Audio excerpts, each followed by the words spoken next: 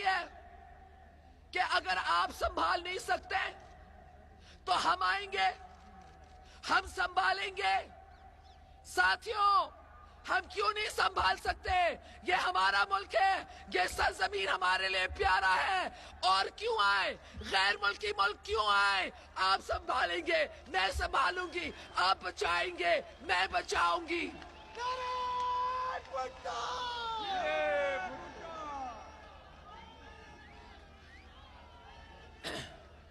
مجھے آپ پر اعتماد ہے، میرا پورا اعتماد آپ پر ہے۔ میں جانتی ہوں کہ عوام کی طاقت کے ساتھ یہ ملک بچ سکتا ہے۔ قائد اعظم نے کیسے یہ ملک بنایا؟ قائد اعظم نے عوام کی طاقت کو منظم کر کے پاکستان کو بنایا۔ قائد عوام نے اس ملک کو کیسے بچایا؟ قائد عوام نے عوام کے طاقت کو منظم ہو کر کے پاکستان کو بچایا۔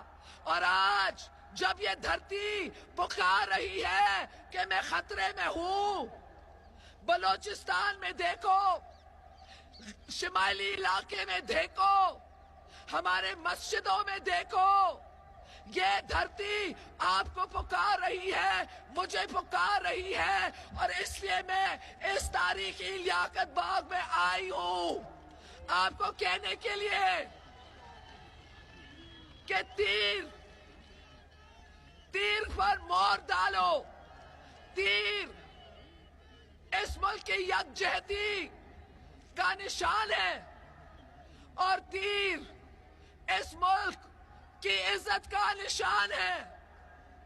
اور انشاءاللہ تعالی پاکستان پیپلز پارٹی کی حکومت جب بنے گی تو ہم 5 نکاتی پروگرام پر عمل کریں گے۔ ہمارے 5 نکاتی پروگرام کے مطابق ہم توجہ دیں گے روزگار پر۔ ساتھیوں، پتہ نہیں آپ میں سے کتنے دوستوں کو معلوم ہے کہ ہمارے ملک کے اندر 20 لاکھ نوجوان، پڑھے لکھے نوجوان اس وقت بے روزگار ہیں۔ اور جب کوئی اخبار میں نکتہ چینی کرتا یا کوئی لیڈر کچھ کہتا تو جواب یہ نہیں ملتا کہ ہم روزگار پیدا کرنے کی کوشش کریں گے۔ جواب یہ ملتا کہ معیشت بہت اچھی ہے، آپ کیوں کہتے ہیں خراب ہے؟ آپ کیوں کہتے ہیں بے روزگار ہیں؟ ہمارا خزانہ بھرا ہوا ہے۔ ان کا ذاتی خزانہ تو بھرا ہوگا جس طریقے سے ان لوگوں نے پرائیویٹائزیشن کیے ہیں، مگر ملک کے عوام کا خزانہ خالی ہے۔ 20 لاکھ لوگ بے روزگار ہیں۔ اور ساتھیوں، اگر ہم کہیں مہنگائی ہے، لوگ اپنا تنخواہ پر گزارا نہیں کر سکتے، پینشنرز گزارا نہیں کر سکتے، تو ہمیں کہا جاتا ہے معیشت تو بہت اچھی ہے، معیشت چل رہی ہے۔ کسی کی بات سننے کے لیے تیار نہیں۔ حکومت کا کام ہوتا ہے لوگوں کے بات کو سننے کے لیے اور ان کے مشکلات کا حل نکالنے کے لیے۔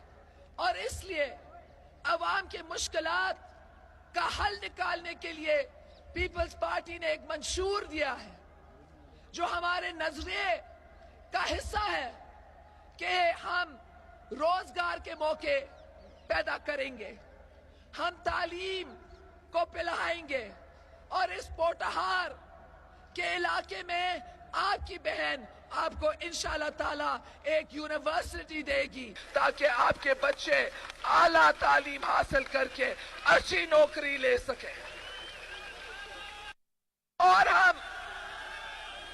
اور ہمارا تیسرا نکات ہے توانائی۔ اس لیے توانائی طاقت کے بغیر نہ کارخانہ چل سکتا، نہ ٹیوب ویل چل سکتا، ना किसी के घर में रोशनी आ सकती। और हमारा चौथा नुकात है माहौल, कि कौन से माहौल में पाकिस्तान के 16 करोड़ अवाम रहते हैं। क्या जब हमारे माँ बाप की उम्र बढ़ जाती है वो कोई अस्पताल जा सकते हैं और कह सकते हैं कि हम बीमार हैं, हमें इलाज की जरूरत है, हमारे अस्पतालों में अच्छे मशीन्स होने चाहिए, हमारे अस्पताल में दवाई होनी चाहिए। ये तो एक सही इस्लामी जमहूरी मुआशरे का फर्ज है कि वो अपने कमजोर तबके को संभाले। इंसानियत का क्या मतलब? इंसानियत का तो यही मतलब होता है कि आप एक ऐसी जिंदगी गुजारें जिधर आपके पूरे मुआशरे का फायदा हो, और हम उस किस्म की हुकूमत कायम करने चाहते हैं जिधर हमारे लोग एक अच्छे माहौल में रहें, जिधर अगर कोई एक्सीडेंट हो तो अस्पताल में अच्छा इलाज हो जाए। हमने एजुकेशन और सेहत की बात की है, और हम टीचर्स को भी संभालेंगे और डॉक्टर्स को भी संभालेंगे। पीपल्स पार्टी के दौरे हुकूमत में हमने 1 लाख टीचर्स की भर्ती की, क्योंकि हम तालीम फैलाने चाहते थे, और वो 1 लाख भर्ती हुए टीचर्स को हमने सिखाया भी कि आप अच्छा तालीम कैसे दे सकते हैं।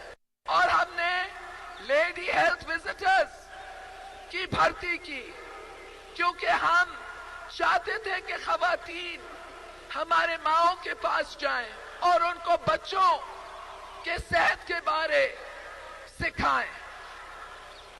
हमारा 5वां असूल है मुसावात।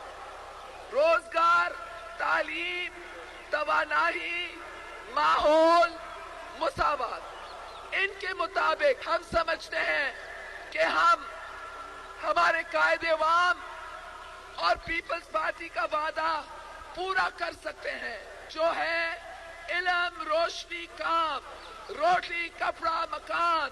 मांग रहा है हर इंसान, मांग रहा है हर इंसान रोटी, कपड़ा और मकान, इल्म, रोशनी, सबको काम। मेरे भाइयों और बुजुर्गों, तालीमी मेयार को बुलंद करेंगे और टीचर्स का मेयार जिंदगी को भी बुलंद करेंगे। पब्लिक और प्राइवेट सेक्टर में कारखाने और सनतें लगाएंगे ताकि अवाम को रोजगार मुहैया हो। पाकिस्तान ज़री मुल्क है, हम ज़राअत को जदीद खतूत पर तरक्की देंगे। मजदूर काश कानून ILO 2000 पर नजरसानी करेंगे। मजदूरों को यूनियन साजी का हक देंगे। पीपल्स पार्टी के दौर में ना माजी में डाउनसाइजिंग हुई है, ना आइंदा कभी डाउनसाइजिंग की जाएगी। पाकिस्तान पीपल्स पार्टी ने हमेशा अवाम का साथ दिया है। पाकिस्तान पीपल्स पार्टी की तारीख जिद्दोजहद से भरी हुई है। कायदे-ए-अवाम ने फांसी पर चढ़ा, मेरे 2 भाइयों को कत्ल किया गया, मेरी वालदा बेगम नुसरत भुट्टो के सर पर लाठियां बरसाई गई, आपके भाई आसिफ जरदारी को यहाँ पिंडी, अटक, लाहौर में जेल में रखा गया, मुझे जेल में रखा गया, मगर हमने अवाम को नहीं छोड़े और आपने भी हमें नहीं छोड़ा, क्योंकि हमारा रास्ता सच का रास्ता है, हमारा रास्ता इंसाफ का रास्ता है, हमारा रास्ता हक का रास्ता है, हमारा रास्ता अवाम का रास्ता है। मेरे भाइयों और बहनों, ये साल एक अहम साल है واقعات ہوئے ہیں. اس سال میں چیف جسٹس آف پاکستان کو 2 بار نکالا گیا. ہمارے ججز کو گرفتار کیا گیا. اسلام آباد کے اندر لال